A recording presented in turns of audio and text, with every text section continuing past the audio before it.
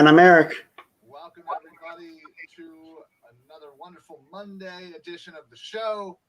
Sadly, we are following yet another loss as the Eagles go 1-3 to lose to the Chiefs 42-30. Sadly, it was not a victory, but there are some positives to take off this game. Eric, you were down there. I unfortunately was not. Yeah. Tell me what you saw live in person. That first thought that kind of strikes out from this game.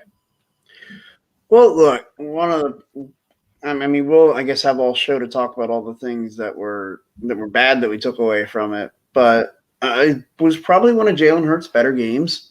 I thought he looked good, looked a lot better throwing the deep ball. I was concerned over the last couple of weeks, seeing when he does try to stretch the field, that he would come up short a lot. And it made me wonder, is it a mechanics issue? Is it something that's coachable, or if it's just he doesn't have the arm strength? And if he doesn't have the arm strength, that's concerning because that really can't be, coached out of him. And that becomes a bigger problem. But I was encouraged by a lot of what he was able to do yesterday. Yep.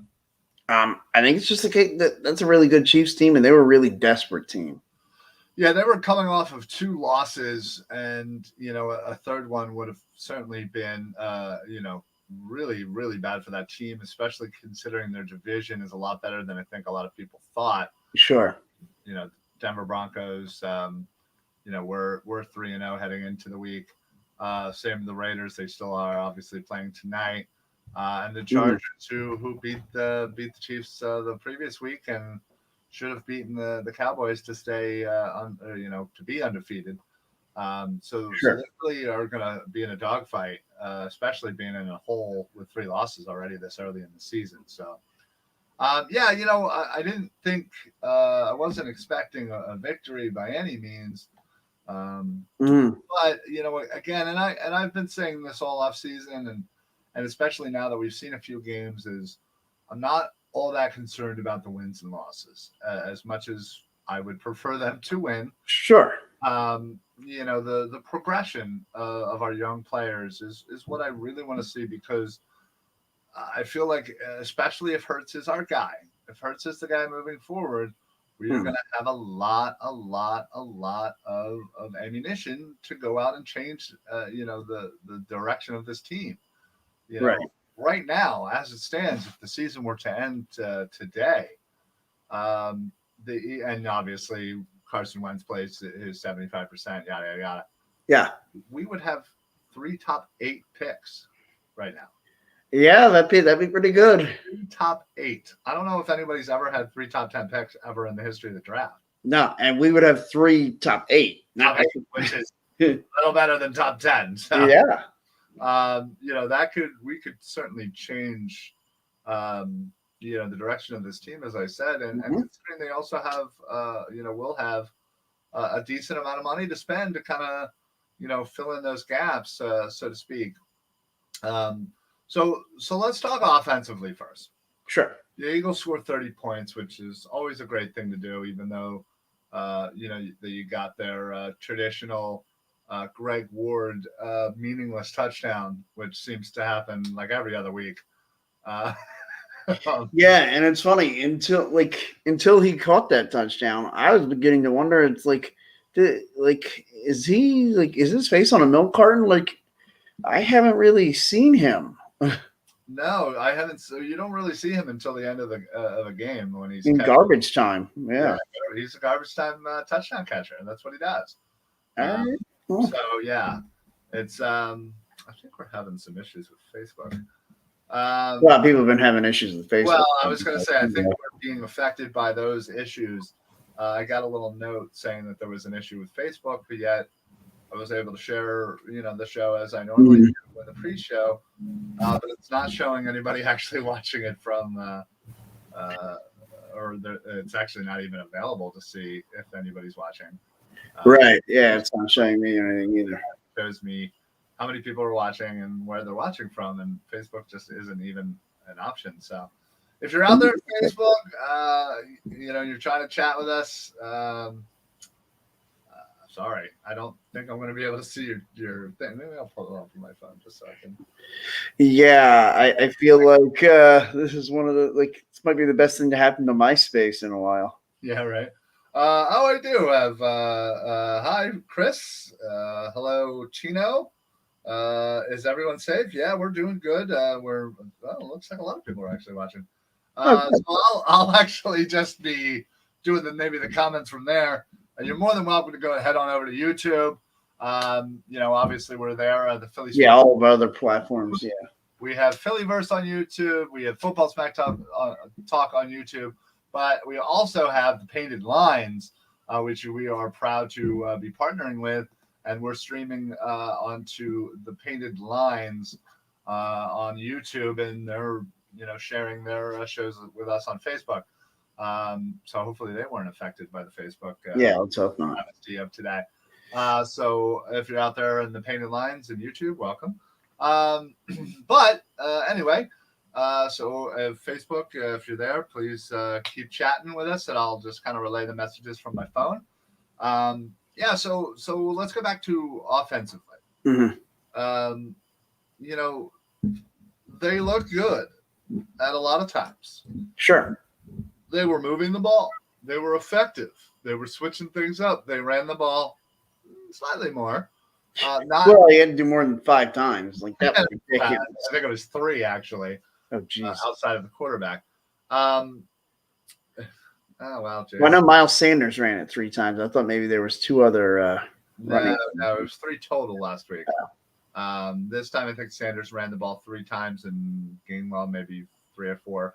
That's more. Better, but Sanders needs to have, in that 15 to 20 range, that 17, 18 touches total.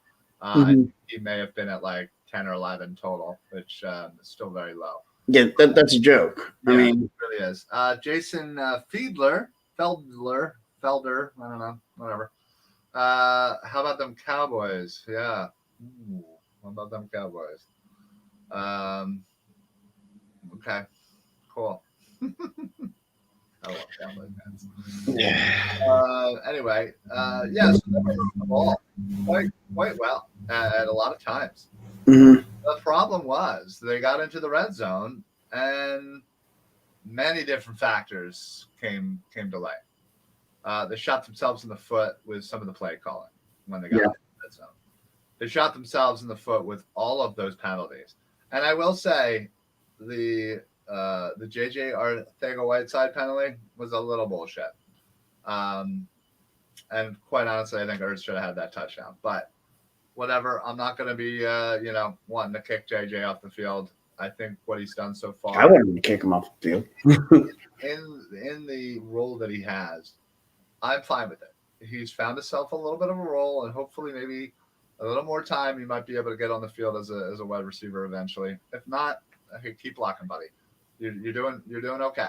And what was encouraging though is the fact that you're down 4/5 of your offensive line, and you were able to protect. You're able to give Hurts some time to throw the ball. They really threw the ball well. Obviously, Devontae Smith with 122 yards. Yeah, fantastic. It was good to see him get his first 100-yard game. Quez Watkins had a couple of nifty plays. Goddard, Ertz. They were getting a lot of people involved. Rager, not so much. It seems like he's just not going to him at times. But regardless, they were moving the ball. They just got to the red zone, and they just couldn't figure it out for a lot of times. They left at least 12 points on the board. They what was it, 3 touchdowns that got called back. Oh, yeah, that's trouble. You can't have 3 touchdowns. 3 touchdowns called back, and 3 times where you kicked where you should have scored a touchdown. Mm-hmm. First and goal on the 3. And you've got to get a touchdown 100 times out of 100 there. 100% you got to get a touchdown. So, again, if you look at it that way and you say, hey, listen, instead of those 3 field goals, there's your 3 touchdowns. Well, there's your 12 points. Well, yeah. There's your 12 points. We lost by 12. There's your 12 points. So, and listen, I still don't think we would have won the game either way, but we could have hung with them a lot closer, a lot longer. And I think, again, that was would have been more of a moral victory, considering how well the Chiefs are. I mean, the Chiefs, what? They had 7 possessions. They scored on 6 of them. Technically, didn't score on the did they get the ball? They had the ball before the halftime, right? Is that right in the half round? That was the one they technically didn't score on. Hey, Brian C. White, appreciate you, buddy. I feel like Hurts finally felt confident in a game. He looked confident and made some nice throws. He only realistically made a few bad passes. Yeah, Brian, that's actually a fantastic point, and I really wish I could put it up here on the show here. This might be one of Hurts' best games of his career. It might be the best game. Yeah, I was saying, I think it might be the best. He looked good. He looked confident. He was, the ball was getting out on time. Yeah, and like I said, on the deeper passes, I had been concerned because it seemed like he was coming up short on a lot of them, and I was wondering if it was an arm strength issue. And I don't think that's the case after seeing the game yesterday. Yeah, maybe there were some mechanical issues they worked with him on. But he looked confident, and I wanted to see that. The problem is all the penalties. I mean, and of course the play calling. The Eagles lead the league in penalties, and I mean it's not even close. The next closest has 10 less. Yeah. No, they're on pace to destroy the record for most penalties in a season. That is troublesome. You just got to be more disciplined. How many? I know there's a couple bad calls. But ineligible players downfield penalties. God, I think it was like every other play against Dallas. Refs specifically came into training camp, and they had, the refs always come during the off season, and whether it be training camp or some camp of some sort, and they constantly. There we go. Now I'm seeing some of the. There we go. Facebooker. There we go. Finally, Facebook just kicked in for some reason. That Brian comment up there. Appreciate it, Brian. As you and Brian said, Hurts looked confident, and that's a wonderful thing. But those penalties, as we said, the refs come and explain to them like, hey, this is what we're going to be focusing on, or hey, we're don't be surprised if you see a little bit more of this call or that call. Mm-hmm. And the illegal man down the field was one of those things. It is confirmed. They were absolutely going to focus on that. So with the play calling that Sirianni is calling, it seems like it's maybe some of those RPOs that seem to be the issue where you're right. You got to get the ball out faster. He could back out. You do where as an offensive line, and especially when 4/5 of your offensive line are not your normal starters, that you're probably going to be a little confused as to what's going on because, you're not focused on right behind you. You got to worry about your man and that seems to be where these penalties are coming from, is these RPOs where, they may have to hold these blocks a little bit longer. And sometimes, the blocking goes a little bit upfield. And because they don't know, did Hurts hand it off? Right. So they're unaware of where what's going on officially. So maybe, just maybe, until you maybe get your full offensive alignment back, or at least most of it, obviously with Samala not being in, maybe don't call so many of those plays because you're clearly getting penalized on most of them. It's ridiculous. So, and also discipline your offensive line to say, you know what? Yeah, you may not know, we may not know what's going on behind you, whether Hurts is going to be running the ball or looking for the pass or handing it off or whatever. Say to yourself when it's this play, or, the RPO style, hey, here's my line. Regardless of, I'm lining up to do my blocking, I look down the field and whatever the rule is, however many yards it's 1 yard, yeah. Yeah. So mark that spot off and say, I can't go past that no matter what. I'd rather look, let them come to you. Part of the problem is these RPO plays, there's like 2/3 of the design is a potential run play. Either Hurts hands it off and he takes off, Right. or Hurts takes off himself, or Hurts makes a pass. The problem is, like, you can't take that idea of just, let me sit back on my blocking, because if it's a handoff, you don't want to take that approach. You've got to come off the ball. So it's got to be a quick decision by Jalen Hurts. Well, That's true. That also factors in. And yes, you are right. Yes, theoretically, you don't want to have them necessarily waiting for you, but after a few seconds, you should know whether or not somebody's running, right? Well, you have no idea what's going on behind you because you're blocking the guy in front of you. Well, right. But what I'm saying is, say if it, essentially the play is you're faking the handoff or giving the ball to whoever. And if you're not, then you're running the ball. So, you just engage and I don't know. I'm not an offensive lineman, so I wouldn't know. But yeah, my whole thought is like this has got to be like Hurts has got to get rid of the ball faster. Then stop calling so many of them. Yeah. Dumb it down. Yeah, I'd be fine with that too. Brian checks in back again. It's lunacy. I assume penalties. Can someone bench Barnett? Maybe a face mask grab. I feel like the guy has the worst timing ever. Yeah, no, it's you're right. Well, I feel like he's one of those guys we talk about that's just not disciplined. The guy's a disciplined player. I remember literally saying it when I was watching the game. When Sirianni mouths, it's always him. I was like, oh shit, he literally just said it's always him about Barnett.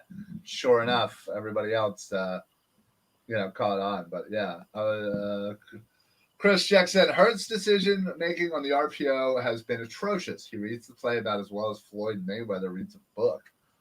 Ouch. Poor Floyd Mayweather. Not good. Well, hey, look, and this is one of those things. You can read his billions of dollars. I guess that's okay. This is one of those things where I would also still urge patience, because remember, this was what the 8th career start by Jalen Hurts. So let's give him a minute here to see. I know it's the speed of the game, and that's always the biggest adjustment for young players. Is can you adjust to the speed of the game? I want to give Hurts a chance to adjust to the speed. Yeah, and like Chris there would say, I trade Derek Barnett for Fred Barnett. Fred Barnett right now. Fred Barnett right now. Yeah, I mean that might be all right. That might work. I was gonna say, anybody seen how fast he's running these days? Be able to teach them rookies some good. I mean, it won't help our defensive ends, but no, it wouldn't help our defensive ends. It might help our wide receivers. Hey, yeah, maybe it'll teach JJ Arcega-Whiteside how to get open. Let's not go that far. I don't think he's a miracle worker. We'll try. Chris coming with Chris, by the way, if any of you out there do not know, hosts about 7,000 shows. Yeah, at least. Yeah, he's a busy man. Hosts the greatest Phillies and the greatest Flyers podcast on the Philly Sports Alliance. Does a lot of great things. So, Chris, always an honor. Is the same thing being said about Burrow? He missed 9 games last year. All right. Well, my question about Joe Burrow would be, and this is a real question. I'm not being a smartass when I ask this question. Do they run as many RPOs in Cincinnati as we have here? I really I don't pay that close attention. Burrow's not really much. He is fleet of foot, but he is not necessarily a. Yeah, he's not a designed runner. Yeah. I mean, listen. Through 8 games, through the first 4 games this year, have I seen an elite quarterback? No. But have I seen a quarterback that is learning, that's growing, that has potential, that seems to me that when he puts it all together could be a pretty good weapon in this league? Yes, I do. I truly believe that. Yes, I want to see more. Yes, I want to see how the next 13 games go before I officially call it. as I'm sure everyone, well, not everyone, but a large majority of people on social media was calling it over after the Dallas game. Hurts doesn't have it. He's a bum. Put in Flacco, shoe, whatever. The old what's the term that your buddy Jamie Lynch, hoagie mouths. Yeah, I like that term. It's a fun term. Well, look, I mean, again, I can understand being frustrated with a player, and this is one of those things. I feel like that's because of social media nowadays, like the ability to go out and put your gut reaction right out there. Yeah. And so, like, sometimes you can be frustrated, and you'll say something when you're frustrated, and then feel like, we've all been victim of it. I've been a victim of it. I've done it. Chris has 13 games. I've had 13 more games considering 17 total. I'm basically just saying I want to see. You want to see the whole season? Yeah. They have a real chance of being 1-9. Yeah, they certainly could. Okay. 1-9. Don't they play the Lions or the Jets somewhere in there? Yeah, they have the Lions on Halloween. Ah, well, they're well, I mean, theoretically, I guess I suppose they could lose to the Lions, but I would hope not. Social media gives the wrong people a voice. Amen. Yeah, but it gives us a voice too, which is fun. It does, but we had a voice well before social media. Yeah. I mean, we were voicing it up before any of this. Well, yeah, we had Blog Talk Radio. Right, good old Blog Talk Radio and good old 2009. Yeah. I mean, we're OGs at this. We are officially OGs at podcasting. You'd think we'd be better, but we're not. Experience doesn't always mean better. We haven't learned a thing. Screw learning. We're just going to keep doing what we want. Yeah, we just keep, head down and push through. Yeah, no changing. Nope. We wonder why nothing else changes. Real quick, though, if you can read the bottom below Chris's comment, head over to www.la-terrain.com. I'm telling you, I cannot wait for my watch to get in. These guys have some sick watches, and they are great quality, affordable. I mean, we're talking real affordable. You look at your Movados and your Breitlings and all those are thousands and thousands of dollars. These are 100, 200, 300 maybe the most, and they are quality. They look good. I got the Atlas watch. It's all black. I cannot wait. It looks dope as hell. I'm gonna be out here pulling a Danny Hart, breaking my wrists and my rotator cuffs. Yeah, he had the Tommy John surgery a few weeks ago. We wish him well. Yeah, I can't wait to tear my rotator cuff showing out my new watch. It's gonna be awesome. And when I finally get it, I'll be able to show it to you, so you'll know what I'm talking about in person. So yeah, head over there. La-terrain.com. Use code PSA for Philly Sports Alliance to get site-wide discounts off of some amazing watches. And they're honestly some really great people too, which makes everything even better. They're just, they love sports, and we were glad to partner up with them. So check them out. Use code PSA for site-wide discounts. So let's talk about the defense now. Sure. The defense was not good. Yeah, it didn't go. Well, look, we knew it might be a struggle going against Patrick Mahomes in that offense. Yeah. But, I mean, you just had to show up and do better. I just had to. Yeah, as much as I think you look at somebody like Javon Hargrave, who has been amazing through 4 games. Absolutely, yeah. Better than advertised. You look at somebody who's sitting right next to him, Fletcher Cox, who's getting paid a boatload of money.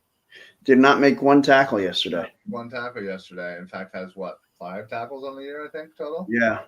Now listen, I get it. He's a big name. Sometimes he gets double teamed, but you know what? I'm kind of getting sick of using that as the excuse, the double team excuse, because Fletcher Cox, that I know, doesn't care about double teams. He's going to get his tackle. He's going to get to the quarterback. He's going to create some sort of havoc. Well, that's like, do you think Aaron Donald's never double teamed? Yeah, right, exactly. I mean, the fact of the matter is and he's supposed to be on the same level. Cox is not creating any havoc. He is not disrupting anything, and he's being double teamed even less. So what does that tell you? That his production's down. That has he lost the step? He might be cooked. It might be straight up over. Yeah, we're on the hook for a lot of money next year.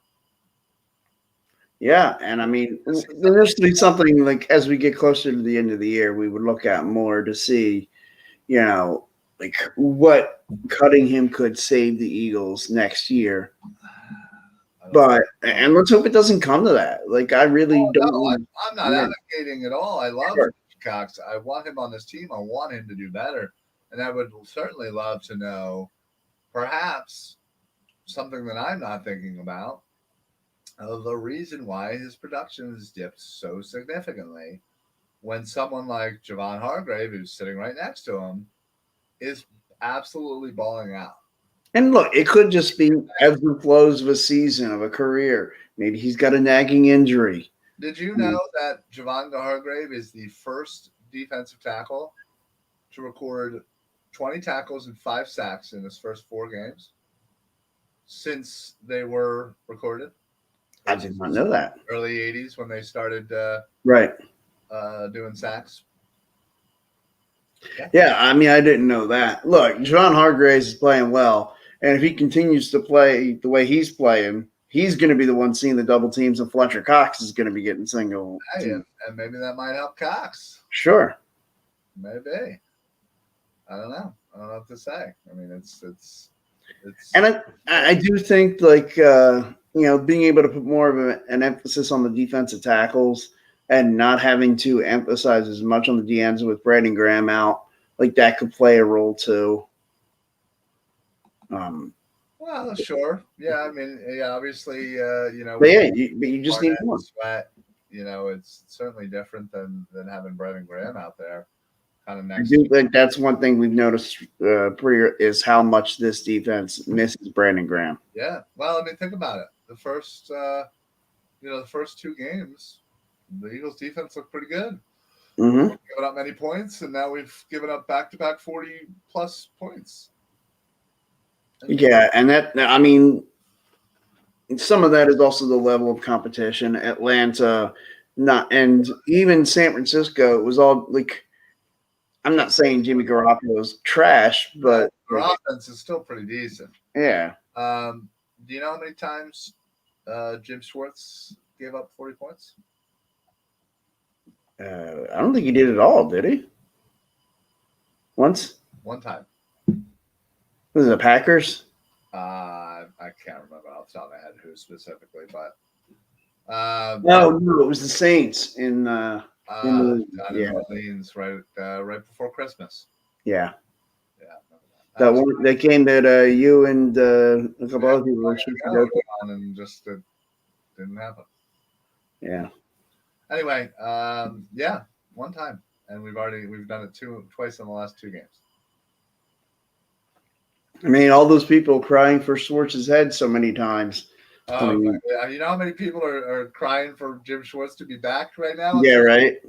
It's like, get a grip. My God, it's 2 games. Like, it's okay. It's going to be okay. Listen, this season may not be very fun in the long run.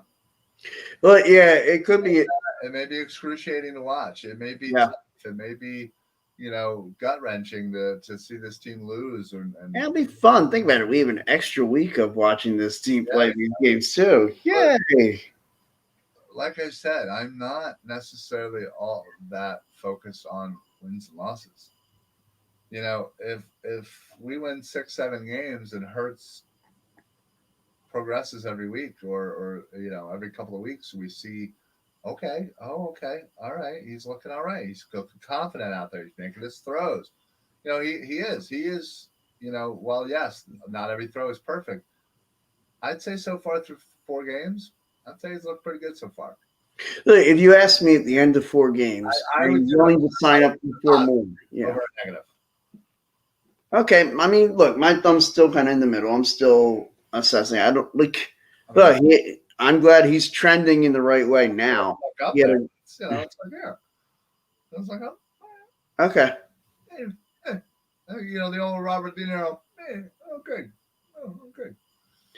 I don't quite know how to follow that, but no. All right, folks. Yeah, have a good night, everybody. Yeah, like I said,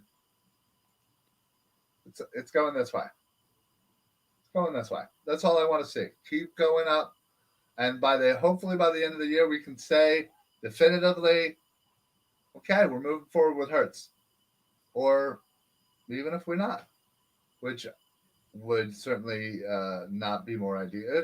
Listen, right now, as we said, we have 3 top 8 picks. Yes, that will change.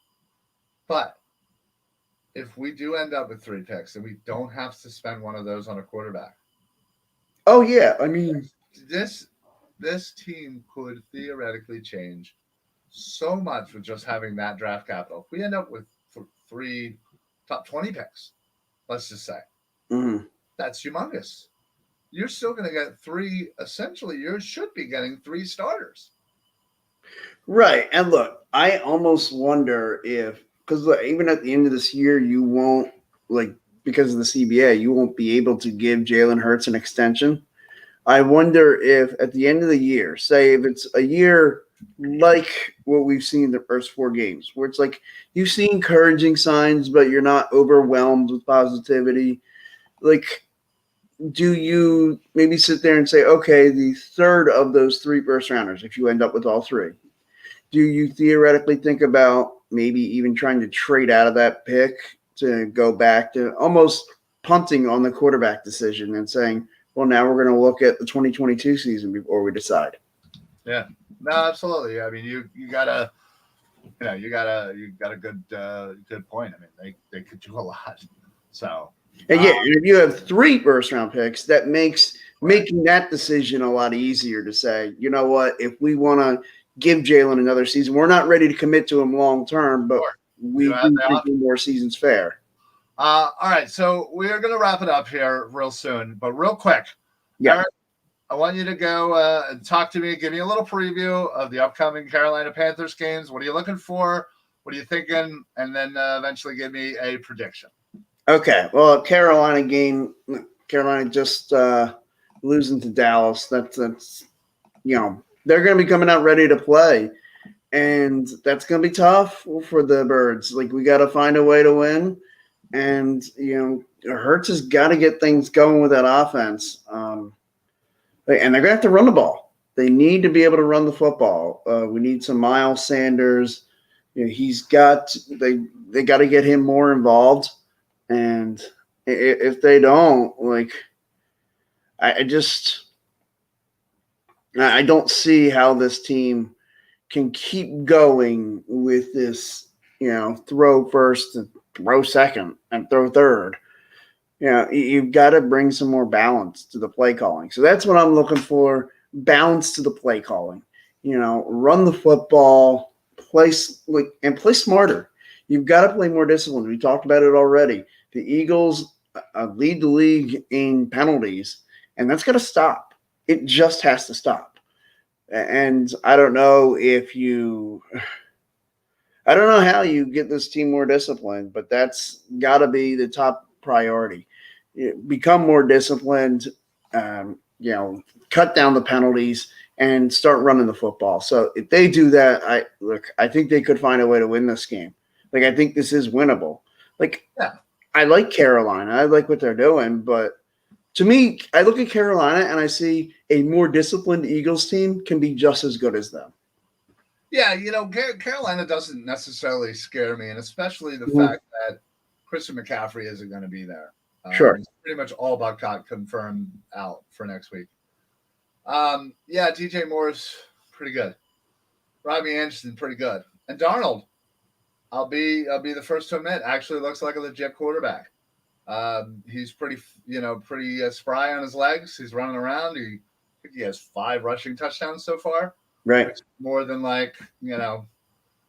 you could probably name 10 stud running backs that probably don't have up to 5 rushing touchdowns so far. Miles Sanders doesn't have 5 rushing touchdowns. Sure doesn't. So and their defense is beatable. I mean, like I said, I like a lot of what Carolina's doing. Yeah, they're trending 100% in the right direction. Mm-hmm. Matt Rule has certainly put together a very nice team down there. I truly do believe that they can be beat. And I think the Eagles will have to play a very, very near perfect game. Their defense has to cinch up. They cannot play like they have been playing the last 2 weeks. They need a much better performance. And I think if we get that and the offense continues to kind of doing what they've been doing, especially last game where they were just, balling out, hopefully. Well, and they got to run the football. And hopefully mixing in a lot more run to Miles Sanders. Mm-hmm. And listen, use Gamewell, that's fine. He certainly seems like he's, figuring things out and playing very well. But if you're not going to give Miles Sanders the ball, it's not, it's not a recipe for success. You have to give the ball to your playmakers, and Miles Sanders is one of your playmakers. Give him the ball, mix it, just, again, 15, 18, somewhere in there, total touches. That's all I'm asking. And I think if you can do that, mix in some Gamewell, throw the football. Offensively, I think we'll be all right. It's defense we got to shore up. We got to a little bit more bend and a little bit not break.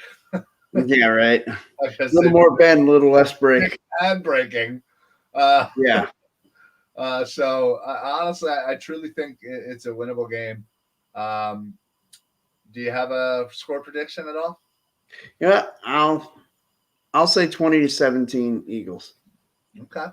I'll I was gonna say I think Ryan from the Philly broadcast sent me a video the other day of you guys down there. Yeah. And I unfortunately wasn't able to see it kind of until almost after the game. But your predictions were all 21, 24, and I was like, how did they think that this was going to be a low scoring game? Well, the reason why I thought that was I felt like you had to control the ball with the running game. And if you limited Kansas City possessions, that's the way you find a way to beat. Well, that's the way you should have done, yes. Well, and that, silly me thought they'd try to do what they should do to try and win the game. I know, just bust your balls. I think it will be a low scoring game. I think I'll go. 2018 Eagles. Okay. I think they win this game. I really do. It's funny. I kind of have that feeling too.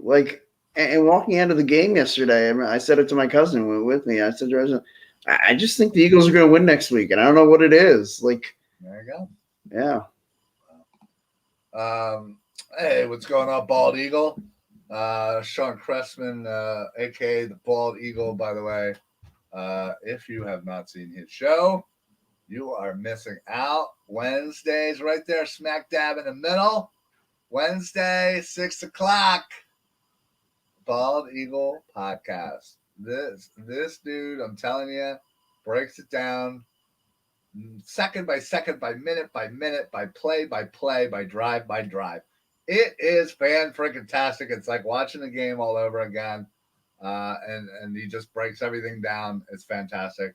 Sean, kudos to you. We're so glad that you've kind of picked this up, and it's great. So Coach's Film is back. Hell yeah, absolutely. We got a YouTube comment. What's up, YouTube? The Slim Reaper. Is Gamewell becoming the RB1? No. I don't think so.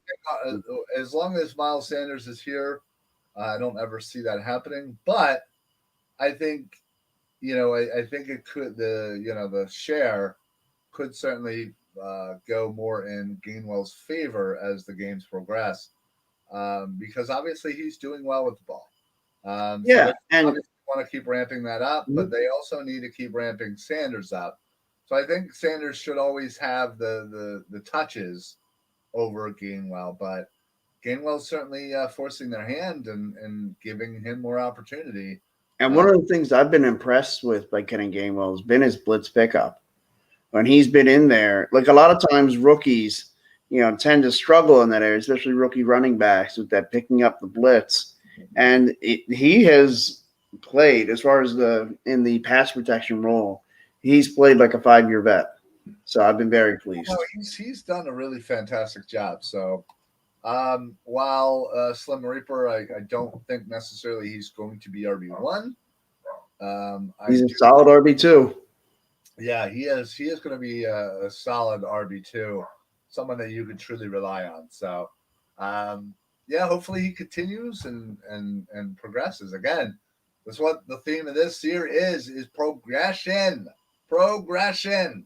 Yep. I want everybody to, get a little bit better every time out there. Show me that you have potential. Show those flashes of greatness, and we'll just keep keep hoping and hoping that wins can come with that too, because winning's nice. Yeah, winning's nice. It's been a minute since we've gotten to experience that. I'd like to have that back again soon. Right. So, but again, I think a lot of this is, hey, we're not winning the Super Bowl this year. No. Let's see what again, if we have some of the pieces.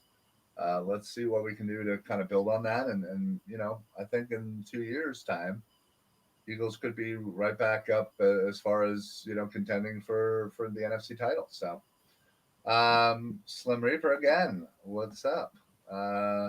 He's getting that Hines role from last season. Just wonder if I should keep him or sell him. Naheem Hines. Yeah, I would, at this point, I don't know. I kind of feel fantasy wise, it might be a great time to sell. His value's got to be it. Yeah, his value's got to be getting higher. And if you could find another Eagles fan or an Eagles fan to kind of take the bait, you might be able to get something decent in return. But then there's that fear that like Naeem Hines, who kind of could be relied upon to be that filler, running back in fantasy, that flex, running back when you need somebody. Potentially Gainwell could gain that status.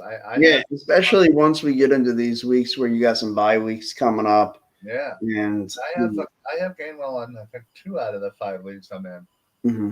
He hasn't remotely sniffed the starting lineup, but every week he plays really good. And I this past week, there was a situation where I was like, maybe I should have put in Gamewell. I would have gotten a couple more points. Mm-hmm. So,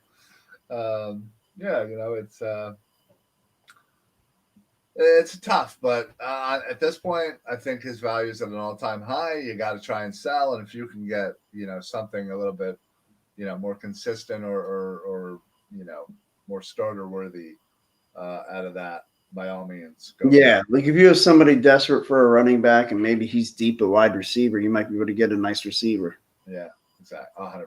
So, but yeah, again, I don't think you'll regret if you keep them either. So, yeah. All right, folks. Well, that's it for us.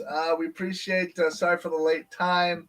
A 9-to-5 job getting in the way. It's like, come on.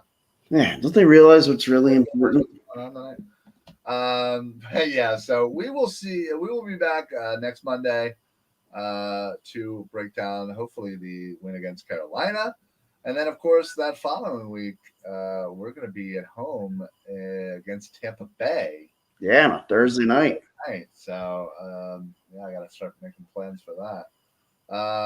So yeah, we'll see you guys next week.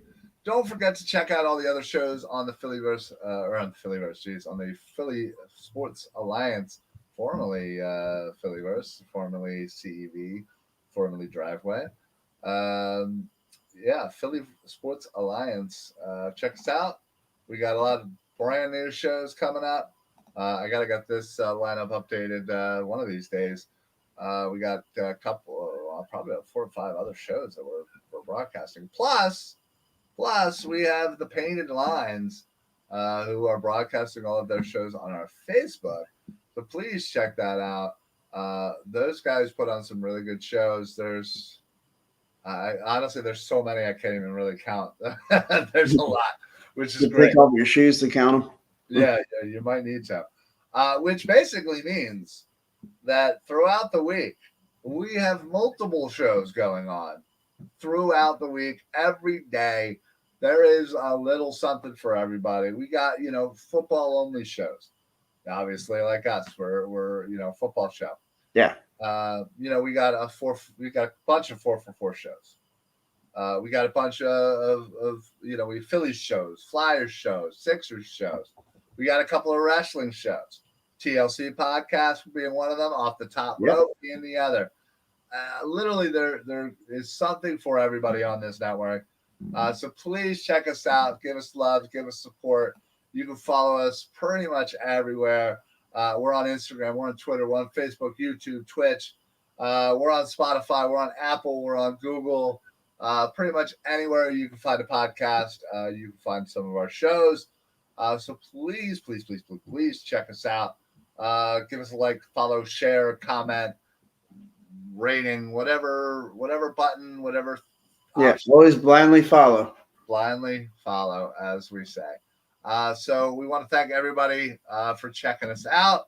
Another shout out to our wonderful La Terrain sponsor. Head on over to www.la-terrain.com, the official sponsor of the Philly Sports Alliance.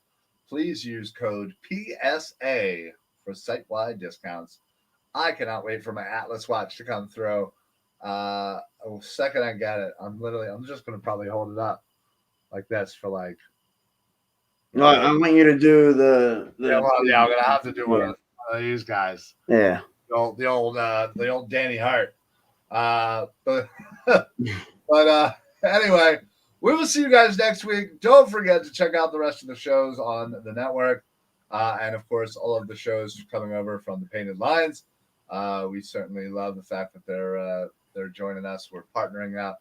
We're kind of just helping each other out, which is great. So check out them. Check out us. Check out La Terrain. And we will see you guys next week. So for the Football Smack Talk Show, I am Ryan. I'm Eric. Happy football, everybody. Go Birds! Go Birds!